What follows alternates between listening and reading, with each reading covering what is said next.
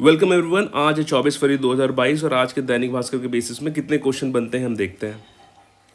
सबसे पहले आपको पता होना चाहिए मेंस एग्जामिनेशन से पहले कि कितने क्वेश्चन के लिए कौन से नंबर ऑफ लाइंस अलॉटेड होते हैं। ये टेबल आपको याद होना चाहिए अभी तक। देखते हैं पेपर 7 से रिलेटेड सिर्फ दो ही क्वेश्चन है आज यहाँ पे। ओवरऑल जितने भी क्वेश्चन है उनमें से दो ही क्वेश्चन है। पहला तो ये है कि explain the major provision of PDS system of Chhattisgarh. ये वाला क्वेश्चन 2019 पीएससी में ऑलरेडी आ चुका है, लेकिन हाल ही में 24 जिलों के जितने भी पीडीएस शॉप्स हैं उनको ई पॉस से कनेक्ट कर दिया गया है, इसलिए ये इंपॉर्टेंट हो जाता है। इंटरव्यू में भी काफ़ी अच्छे क्वेश्चंस बनते हैं और इसका कुछ ना कुछ छोटा फॉर्म आ सकता है। तो एक्सप्लेन करिए major provision of PDS system of Chhattisgarh. Economic survey source है, वहाँ से देख लीजिएगा। अभी यूक्रेन और रशिया क्राइसिस चल रहा है तो इसी से रिलेटेड एक क्वेश्चन है, व्हाट इज क्रीमिया इशू। ये 4 मार्क्स में लिख दीजिए। बस इतने ही क्वेश्चन है, दो ही क्वेश्चन है आज के लिए। तो मैं एक्सपेक्ट कर रहा हूँ ज़्यादा से ज़्यादा लोग आप लोग इसका आंसर देंगे। यस्टरडे के क्वेश्चन देख लेते हैं क्या क्या थे। पेपर 3 के article 25, what are the reasonable restriction on them. Paper 4 से रिलेटेड स्पाईवेयर से पूछा गया था और साउंड पॉल्यूशन से पूछा गया था, उनके कॉजेज एंड इफेक्ट। पेपर 5 में steps taken by state government to promote biofuels, ये क्वेश्चन था। चलिए देखते हैं कि इसके क्या मॉडल आंसर हो सकते हैं। मैंने अपने साइड से एक मॉडल आंसर प्रिपेयर किया है क्योंकि मुझे लगता है कि मैं कैसा लगता है ये बता देता हूँ आपको। बाकी आप लोग टेलीग्राम ग्रुप में जब भी अपने आंसर्स भेज रहे हैं तो पीडीएफ फॉर्मेट में भेजें, पेजेस को ठीक से ओरिएंट करके भेजें और अपना नाम लिखिए और वो डेट लिखिए कि किस डेट का एक पर्टिकुलर आंसर है। साथ ही साथ मैं जो थंबनेल डालता हूँ यूट्यूब लिंक की, जैसे मैंने पर्टिकुलर 23 फरवरी का डाला होगा यूट्यूब का लिंक, तो टेलीग्राम चैनल में जो वो लिंक डाल रहा हूँ उसी के कमेंट सेक्शन में जाके आपको सिर्फ अपने पीडीएफ भेजने हैं। बाकी उससे रिलेटेड जो भी डिस्कशन है आप वो चैट ग्रुप में कर सकते हैं, ठीक है। बिकॉज मेरे लिए थोड़ा सा इनकन्वीनियंट हो जाता है कि आधे फाइल्स उस लिंक के नीचे देखूँ, फिर मैं ओवरऑल ग्रुप चैट में जाके देखूँ कौन से पीडीएफ हैं। तो ये थोड़ा मेरे लिए थोड़ा सा डिफिकल्ट हो जाता है। तो please make it little easy for me. इसके साथ थोड़ा सा आप भी कोऑपरेट करिए और मैं भी अपने साइड से पूरा ट्राई कर रहा हूँ। चलिए देखते हैं कि कितने क्या क्या मॉडल आंसर हो सकते हैं इन पर्टिकुलर क्वेश्चन के जो मैंने लिखे हैं। सबसे पहले हम लोग देखते हैं आर्टिकल 25 की बात हो रही है। 2 मार्क्स का क्वेश्चन है, उसने पूछा what is article 25, what are the reasonable restrictions on them. ठीक है, तो मैं यहाँ से स्टार्ट करूँगा कि article 25 guarantees the freedom of conscience, practice, profession and propagation of religion to the individuals. ठीक है, यहाँ से लेके यहाँ तक खत्म हो गया। उसका रीजनेबल रिस्ट्रिक्शन बता दिया, public order, decency and morality, public health, public order, health and morality है। ठीक है, ये जो है ये मैंने बता दिया यहाँ पे। उसके बाद मैंने ये बताया कि स्टेट भी अपने हिसाब से इनकी डिफरेंट सेकुलर एक्टिविटीज़ को रेगुलेट कर सकता है। ठीक है, ज़्यादा कुछ नहीं है, छोटी छोटी चीज़ें मैंने बता दी। आर्टिकल 25 क्या होता है 2 लाइन में बता दिया, और इसमें रीजनेबल रिस्ट्रिक्शन क्या होता है ये भी 2 लाइन में बता दिया। कहीं नहीं जा रहे हैं, हो सकता है 2 के 2 नंबर मिल जाए या हो सकता है आपको 1.5 नंबर मिल जाए। ठीक है, एक गंदी आदत जो मैंने आपको देखी है यहाँ पे पर्टिकुलर चीज़ मैंने ऑब्जर्व कर रही है कि लोग ये वाले लाइन में भी लिख दे रहे हैं। ये वाले लाइन में आपको नहीं लिखना है, ठीक है, यहाँ पे आपको नहीं लिखना है। 4 लाइन का मतलब होता है 4 लाइन, इसका मतलब ये नहीं होता अब यहाँ पे एडजस्ट करेंगे। अब मैं आपको बताता हूँ कि डिसएडवांटेज क्या होता है इस लास्ट लाइन में लिखने का। पहली बात तो ये कि अगर एग्जामिनर को पसंद नहीं आया तो एक्स्ट्रा मार्क्स काटेगा वो। दूसरा ये कि ये जो एक एक लाइन एक्स्ट्रा जो लिख रहे हैं ना आप, ये आपको लास्ट में टाइम कॉस्ट करेगा, क्योंकि इस 2 नंबर वाले में अगर उसका मूड है आपको 1.5 नंबर ही देने का तो वो 1.5 नंबर ही देगा। इस एक्स्ट्रा लाइन के लिए वो आपको 2 नंबर नहीं देगा, ठीक है। और अगर वो इरिटेट हो गया तो हो सकता है 1.5 को वो 1 भी कर दे। तो सीधी सी बात है कि जब भी आप आंसर करेंगे 2 मार्क के क्वेश्चन को या जितने भी मार्क्स के क्वेश्चन को, तो लास्ट लाइन को एज ए एक्स्ट्रा लाइन नहीं ट्रीट करेंगे आप, ठीक है। 4 लाइन ऑलरेडी है तो 4 लाइन में ही अपने आंसर्स देंगे। अब आते हैं स्पाईवेयर के क्वेश्चन, व्हाट आर स्पाईवेयर्स। तो देखिए यहाँ पे मैं आंसर कैसे फ्रेम करता। स्पाईवेयर्स और spying software are the malicious softwares which collect insensitive information from the device of a user without his consent or awareness and transfer it to the third party which can cause harm to the user। ठीक है, example में डाल देता, Pegasus, net trekking etcetera. हो गया, simple सा है, 4 line है, 4 लाइन में मैंने क्रक्स बता दिया कि स्पाईवेयर क्या है। इससे ज़्यादा करने की ज़रूरत नहीं है। यहाँ पे मैंने देखा कि कई लोग ज़बरदस्ती यहाँ पे करंट अफेयर डाल रहे हैं कि भाई हाल ही में पेगासस न्यूज़ में था। इसकी कोई ज़रूरत नहीं है आपको। इस टाइप का जो करंट अफेयर से इंट्रोडक्शन है ना, वो हम लोग तब करते हैं जब हमारे पास स्पेस बहुत होता है और हम जहाँ पर एक कॉन्टेक्स्ट बांधने की कोशिश करते हैं, जैसा कि हम लोग देखेंगे बायोफ्यूल वाले क्वेश्चन में। ठीक है। तो मैं आपको चाहता हूँ कि आप समझें कि 2 मार्क्स वाले क्वेश्चन में ज़्यादा ग्राफ बनाने की ज़रूरत नहीं है अनटिल एंड अनलेस वो ज्योग्राफी का क्वेश्चन है, ठीक है, या फिर जहाँ पे मान लो जीडीपी में डिफरेंट सेक्टर्स के कंट्रीब्यूशन पूछ दिया, ठीक है। 2 मार्क्स में उतना कलाकारी करने की ज़रूरत नहीं है, जो वो पूछ रहा है डायरेक्टली आपको वो बताना है, ठीक है। ज़्यादा करंट का तड़का किसी किसी सिचुएशन में लग सकता है, लेकिन यहाँ पे ज़रूरत नहीं था क्योंकि उसने पूछा है कि व्हाट आर स्पाईवेयर्स, तो डायरेक्टली बता दिए व्हाट आर स्पाईवेयर्स एंड उसका एग्जाम्पल बता दीजिए। नेक्स्ट देखते हैं, साउंड पोल्यूशन पे क्वेश्चन था और ये लगभग मेरे हिसाब से 8 मार्क्स का क्वेश्चन है साउंड पोल्यूशन का। तो देखते हैं क्या क्या है इसका आंसर।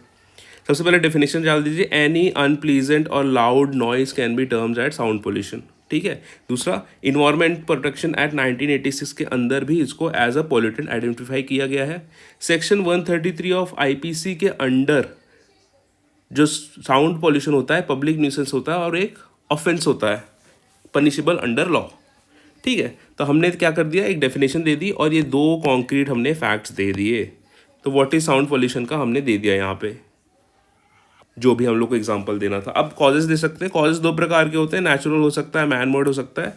नेचुरल में क्या हो सकता है, thunderstorm, volcanic eruption, cyclone, thundering, कुछ भी है, कुछ भी डाल सकते हैं यहाँ पे, नेचुरल जो भी डालना है आपको, अर्थक्वेक, ठीक है। तो यहाँ पे आपने बताया volcanic eruption, earthquake, cyclone, thunderstorm, ये नेचुरल होते हैं साउंड पोल्यूशन के कॉजेस। वहीं मैन मेड में आप बता सकते हैं कि भाई traffic, construction activities, heavy industries, machineries. उसके बाद बता सकते हैं कि रिलीजियस सेरेमनीज, पॉलिटिकल रैलीज, है ना। इस प्रकार से आप कुछ भी बता सकते हैं, आपको जो भी मैन मेड आपको कॉजेज दिख रहे हैं, ठीक है। अब देखिए इसका इफेक्ट, इसमें मल्टी डायमेंशनल इफेक्ट डालना है आपको। तो हम यहाँ पे कैसे कैसे काम करेंगे। पहला, ह्यूमन्स पे क्या इफेक्ट होता है। पहला ये होता है कि इफेक्ट क्या होता है साउंड पोल्यूशन का ह्यूमन्स में, कि टेम्प्रेरी या परमानेंट हियरिंग लॉस हो सकता है। दूसरा क्या हो सकता है यहाँ पे, दूसरा ये हो सकता है कि भाई उनको स्लीप डिसऑर्डर हो जाए। तीसरा तीसरा हो सकता है कि भाई इरिटेशन हो जाए। चौथा, ब्लड प्रेशर या हार्ट रिलेटेड प्रॉब्लम्स ये हो सकती है। एनिमल्स के क्या साथ हो सकता है कि इनका जो बिहेवियरल पैटर्न है वो चेंज हो जाए। दूसरा, इनका फोर्स माइग्रेशन हो सकता है। तीसरा क्या हो सकता है, इनके जो नेचुरल चीज़ें होती हैं या फिर जो बिहेवियर होते हैं वो ऑल्टर हो सकता है।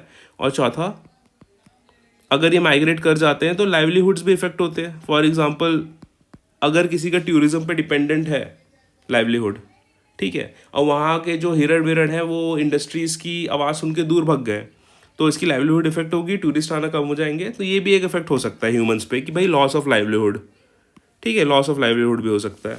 तो इस प्रकार से हमने बता दिया कि भाई ये साउंड पोल्यूशन होता क्या है। 2 एक्ट्स बता दिए, इनके कॉजेज बता दिए, नेचुरल और मैन मेड में तोड़ के। क्योंकि मैंने यहाँ पे देखा कि कई लोग बहुत सारे कॉजेज ही बता रहे हैं लेकिन ज़्यादा जस्टिफाई नहीं करवा पा रहे हैं। शॉर्ट में कॉजेज देना है, मैंने नेचुरल्स दे दिया और यहाँ पे मैन मेड दे दिया और यहीं पे 1 2 3 4 लिख दिया।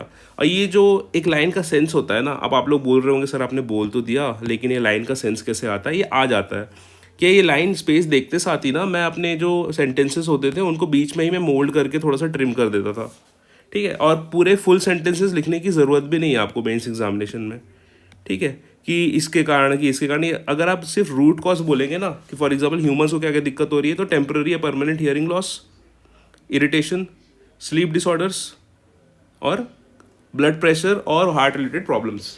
तो अब सिंपली ये दे देंगे ना तो हो जाता है आपका, आपको कंप्लीट सेंटेंसेस लिखने की ज़रूरत नहीं है।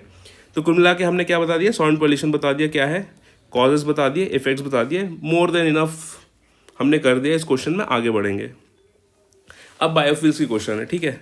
इसमें देखिए हमने पंच लाइन क्या हमारी करंट अफेयर से कि भाई स्टेट गवर्नमेंट ने कोई अवार्ड मिला था, जो मैंने आपके आंसर्स में पढ़ा 2021 में कोई अवार्ड मिला था, चलो ठीक है। फिर हमने बता दिया कि क्वेश्चन क्या है, वो बोल रहा है कि भाई प्रोविजन बताइए आप। तो हम लोग क्या करेंगे, सिर्फ चुपचाप प्रोविजन बताएंगे, ज़्यादा दिमाग नहीं लगाएंगे। तो वेरियस प्रोविजन है जो मैंने बता दिए। पहला मैंने ये बताया कि भाई न्यू इंडस्ट्रियल पॉलिसी 2019-2024 में बायोफ्यूल को हाई प्रायोरिटी सेक्टर में रखा गया है। दूसरा, बजट जो आने वाला है या फिर पिछला बजट हो गया उसमें क्या प्रोविज़न किया गया ये भी बता दीजिए। उसका सेंटर के अप्रूवल से 7 बायोफ्यूल प्लांट्स जहाँ तक मेरी नॉलेज है वो सेटअप हो रहे हैं यहाँ पे, ठीक है। उसके बाद ये कि पैडी बेस्ड जो बायोफ्यूल प्लांट है इंडिया का पहला छत्तीसगढ़ में सेटअप हो रहा है। हमने MOU करके रखा है IIT भिलाई से, ताकि हम लोग उसके जो बायोफ्यूल का जो टेक्निकलिटीज़ वो समझ पाए। इन्वेस्टमेंट्स हमने बुलाए हैं, मुख्यमंत्री जी 2 साल पहले सैन फ्रांसिस्को गए थे, वहाँ से उन्होंने इंडस्ट्रीज़ को बुलाया है, इन्वेस्टमेंट्स के लिए, और साथ ही साथ इंडिया में भी बहुत सारी जो चीज़ें होती रहती है उसमें इन्वेस्टमेंट बुलाते हैं। ठीक है, अब देखते हैं पीएसयूज़ में मेरे को जहाँ तक याद है बीपीसीएल, एचपीसीएल एंड आईओसीएल ये इन्वॉल्व है बायोफ्यूल ऑफ छत्तीसगढ़ से। Multiple crops, paddy, sugarcane और भी शायद कुछ कुछ क्रॉप्स है, वो अब हम लोग उसमें वर्क कर रहे हैं कि इन पर्टिकुलर क्रॉप्स से हम लोग बायोफ्यूल बनाएंगे। कोऑपरेटिव लॉज को अमेंड किया गया है, पहले 20 लोग के कोऑपरेटिव खोल सकते थे, अब 10 लोग खोल सकते हैं। ये प्राइमरली इसलिए किए गया है ताकि बायोफ्यूल प्रोडक्शन जो है वो इजी हो पाए छत्तीसगढ़ में। पीपीपी मॉडल फॉलो किया जा सकता है, इसमें आप एग्जांपल दे सकते हैं, कुछ KLPD वगैरह होगा तो वही बता दीजिएगा। उसके बाद प्राइसेस फिक्स कर दिए गए हैं, जहाँ तक मेरे को याद आ रहा है कुछ 82 या 83 रुपीज़ पर लीटर है। ठीक है, ये कंफर्म करके कमेंट सेक्शन में बताइएगा। उसके बाद एक पॉजिटिव न्यूट्रल सा conclusion, this state government is taking many efforts to promote the production of biofuel in Chhattisgarh. ठीक है, हमने क्या किया, करंट अफेयर दे दिया और डिफरेंट जो स्टेप्स थे वो हमने बता दिए। ठीक है, अब देखिए मैंने इसमें एक प्रॉब्लम देखी है, इस पर्टिकुलर आंसर जो आपने किया है कि आपने बहुत इररिलेवेंट इन्फॉर्मेशन डाल दी है। फॉर एग्जांपल आपने डाला है चैलेंजेस टू बायोफ्यूल। ठीक है, कुछ आपने कुछ और भी चीज़ें बनाई हैं। वैसे मैप बनाना सही होता कि यहाँ पे आप मैप बना देते कि हाँ भाई ये छत्तीसगढ़ है और यहाँ पे ये प्लांट है, लेकिन उतना शो करना प्लांट में उतना मेरे को नहीं लगता कि उतना स्पेस खा जाता है ये। तो स्पेस जो कि खा रहा था उससे अच्छा मैं यहाँ पे फैक्ट्स लिख लेता, क्योंकि आप स्पेस करते ना तो आपके 2-3 पॉइंट हो सकते थे कॉम्प्रोमाइज़ होते। अभी हमको क्या बताना है, स्ट्रिक्टली हम लोग को बताना है कि कितने सारे स्टेप्स लिए जा रहे हैं स्टेट गवर्नमेंट के द्वारा। तो यहाँ पे चैलेंजेस की ज़रूरत नहीं है। ठीक है, described about biofuels in Chhattisgarh, ये हो गया ब्रॉड टॉपिक, यहाँ पे आप चैलेंजेस ला सकते हैं। लेकिन जब क्वेश्चन स्पेसिफिकली पूछ रहा है कि what are the steps being taken by state government to promote biofuels in Chhattisgarh, ऐसे कंडीशन में stick yourself to the steps taken. ठीक है, जो भी गवर्नमेंट या शासन की नीतियां हैं उसी पे बेसिस करते हुए आप अपना आंसर्स फ्रेम करेंगे, ना इधर ना उधर। You have to stick to the question, जो क्वेश्चन की डिमांड है उसको सेटिस्फाई करना है आपको। ठीक है, तो ज़बरदस्ती चैलेंजेस डालने का मतलब नहीं है कि चैलेंजेस उसने पूछा भी नहीं है और चैलेंजेस में आपने 3-4 लाइन खा गई और आपने चैलेंजेस लिख दिया जो पूछा नहीं है, और मेरे जैसे जो स्टूडेंट है उसने पूरा प्रोविजन में डील कर दिया है। तो सीधी सी बात है, इसको ज़्यादा मार्क्स मिलेंगे और आपको रिलेटिवली थोड़े कम मार्क्स मिलेंगे। ठीक है, इस बात का ध्यान रखिए, आप क्वेश्चन जो पूछ रहा है उसमें स्टिक करना है, जो पूछेगा वो बताएंगे अपने हिसाब से, तब तक नहीं बताएंगे अनटिल अनलेस वो बहुत ब्रॉड प्रोविजन है। ठीक है, फॉर एग्जांपल आज का जो क्वेश्चन है, what are the right the major provision of PDS system of Chhattisgarh, तो उसमें क्या क्या प्रोविजन है वो अपने को लिखना है, क्या क्या प्रावधान है उसके अंतर्गत। हमको ये नहीं लिखना है कि पीडीएस सिस्टम का सिग्निफिकेंस क्या है, कि उसकी महत्व क्या है छत्तीसगढ़ में, नहीं। पीडीएस सिस्टम के अंदर क्या कौन से वर्क, कौन सा अलॉटमेंट है, बस हम लोग को यही बताना है, दैट्स इट। जितना क्वेश्चन पूछ रहा है ना उतना ही करिए, उससे ही एग्ज़ाम निकलता है। क्योंकि examiner are very smart scholar होते हैं, उनको दिन में लगभग 100 से 150 आंसर शीट जो होती है वो उनको 100 चेक करके देनी होती है। अगर ऐसे कंडीशन में आप उसको वो नहीं दे रहे हैं जो क्वेश्चन पूछ रहा है, जो या वो जो ढूंढ रहा है, तो there are very much chances कि आपके क्वेश्चन, आपके जो आंसर शीट है उसको अच्छे से इवेलुएट नहीं करेगा, क्योंकि उसके पास अभी ऑलरेडी लोड है 120-130 और आंसर कॉपी चेक करने का। तो आपको एग्जामिनर के लिए इजी करना है और आपको टू द पॉइंट चीज़ें करनी है, जो पूछ रहा है ना बस वो बता दो, दैट्स इट। ठीक है, आज के जो रिव्यूज़ हैं जो मैंने देखे आप लोग के आंसर शीट, उसमें मेरे को कुछ कुछ चीज़ें पता चली। पहला ये है कि आपको रूल्ड पेजेस यूज़ करने हैं, क्योंकि उससे आपको स्पेस का पता चलता है। ठीक है, लाइंस गिनते बनती हैं आपको रूल पेजेस में, तो ये चीज़ आप कर लीजिए, रूल पेजेस यूज़ करना है, ब्लैंक शीट्स आपको नहीं यूज़ करनी है। ठीक है, लाइन लिमिट फॉलो करिए, अगर 2 मार्क्स में अगर 4 लाइन है तो इस चौथे लाइन में आके आपको लिखने की ज़रूरत नहीं है। ठीक है, दूसरा मैंने देखा कि कई लोग प्रेजेंटेशन करने के चक्कर में, जैसे ये वाला क्वेश्चन है, यहाँ पे वो लोग क्या करेंगे, ज़बरदस्ती यहाँ पे एक ग्राफ बना रहे हैं। ठीक है, ये एक ऐसा देखो, इस ग्राफ के कारण क्या हो रहा है कि इसे 6 डायमेंशन कवर हो रहे हैं या 8 डायमेंशन कवर हो रहे हैं, लेकिन अगर लाइन टू लाइन आप लिख रहे हैं तो आप ज़्यादा डायमेंशन कवर कर पाते हैं और उसको ज़्यादा अच्छे एक्सप्लेन कर पाते हैं। तो अगर आपके पास कंटेंट की थोड़ी सी कमी है और बहुत ज़्यादा ब्रॉड क्वेश्चन पूछ दिया है, तो आप भले ही ग्राफिकल अप्रोच यूज़ करिए, लेकिन आपके पास अगर कंटेंट बहुत ज़्यादा है और स्पेस कम है तो मैं बोलूँगा कि लाइन टू लाइन ही आप लिखिए। ठीक है, because this is a smarter वे। उसके बाद देखते हैं कि जो इररिलेवेंट इन्फो है, फॉर एग्जांपल यहाँ पे आपने जो चैलेंजेस बताएं, ठीक है, इसकी कोई ज़रूरत नहीं थी, कोई किसी क्वेश्चन में पूछा भी नहीं था, तो ये ज़बरदस्ती पुट करने की ज़रूरत नहीं है। और last but not the least, stick to the question की डिमांड। ठीक है, आपको क्वेश्चन की डिमांड सेटिस्फाई करनी है, आपको वो बताना है जो वो पूछ रहा है, आपको वो नहीं बताना है जो आपको आता है। तो this is the basic essence of आज का लेक्चर। मैंने आपको बता दिया किस टाइप से मॉडल आंसर होने चाहिए, इससे आप कंपेयर कर लीजिएगा। इससे कुछ और अच्छे पॉइंट्स हैं तो आप कमेंट सेक्शन में रिलेटेड करंट अफेयर बताइएगा। आज से हम लोग क्या करते हैं कि जो यूट्यूब का जो कमेंट सेक्शन है उसमें हम लोग ये काम करेंगे कि उस पर्टिकुलर प्रोजेक्ट से रिलेटेड जितने भी करंट अफेयर हैं आपके पास, ठीक है, वो आप लिखेंगे। जैसे मान लीजिए पीडीएस सिस्टम है, तो पीडीएस सिस्टम से रिलेटेड करंट अफेयर लिख दीजिए। ठीक है, क्रीमिया के बारे में कुछ जानते हैं तो वो लिख लीजिए। तो अगर जो भी रेलेवेंट करंट अफेयर है किसी टॉपिक से रिलेटेड जिसके क्वेश्चंस मैं आपको पूछ रहा हूँ, तो आपका काम ये है कि कमेंट सेक्शन में 1 2 3 4 1 2 3 4 करके आपको डेली करंट अफेयर्स देना है। क्योंकि जितना आप लिखेंगे ना उतना आपके दिमाग में फिट हो जाएगा कि इस करंट अफेयर को यहाँ पे यूज़ करना है। और फ्यूचर में जो मैं गिव अवेज करने वाला हूँ, मैं अपने यूट्यूब सेक्शन के कमेंट्स की बेसिस में करूँगा कि कौन कितना ज़्यादा करंट अफेयर कंट्रीब्यूट कर रहा है। तो आने वाले दिनों में जो भी बुक कॉपी मुझे गिव अवे करना होगा तो मुझे दिखेगा कि रोज़ कौन कितना कंट्रीब्यूट कर रहा है पर्टिकुलर करंट अफेयर के लिए। ठीक है, तो उसको मैं दूंगा, मैं उसी को दूंगा जो देना चाहता है बाकियों को अपना ज्ञान। ठीक है, तो इस चीज़ का ध्यान रखिएगा। तो मैं ऑब्जर्व करते रहता हूँ, जितने भी कमेंट होते हैं मैं रेगुलर देखते रहता हूँ कौन क्या कर रहा है। इवन अब तो मेरे को लोगों के नाम भी धीरे धीरे याद होने लग गए हैं और मैं पहचान जाता हूँ ये किसके आंसर्स हैं। हो सकता है कुछ दिनों में आपके हैंड राइटिंग में पहचानने लगूँ क्योंकि मुझे याद रहता है। ठीक है, तो इतना हो गया आज के लिए। मैंने आपको बता दिया कि कौन से क्वेश्चंस करने हैं। सिर्फ 2 क्वेश्चंस है, अच्छे से करिएगा। मॉडल आंसर बता दिया, इससे कंपेयर करके रिव्यू कर लीजिएगा। और जितनी चीज़ें मैंने बताई आपको ध्यान में रखना है, उसको अपने नेक्स्ट मॉडल आंसर्स में ज़रूर फॉलो करिएगा। ठीक है, ये मेरे डिफरेंट सोशल मीडिया हैंडल्स, आप फॉलो करना चाहते हैं तो कर सकते हैं। इंस्टाग्राम पे हूँ मैं, ट्विटर पे हूँ, टेलीग्राम सुपर इंपॉर्टेंट है, अगर आपने ज्वाइन नहीं किया तो कर लीजिए। यहाँ पे बहुत एक्टिव रहता हूँ और CGPS से रिलेटेड ही बातें होती हैं इसमें। ठीक है, सब्सक्राइब कर दीजिए चैनल को। And thank you very much. आप लोग बने रहें, पढ़ते रहिए, सब कुछ सही होगा। Just keep believing in your self. जय हिंद।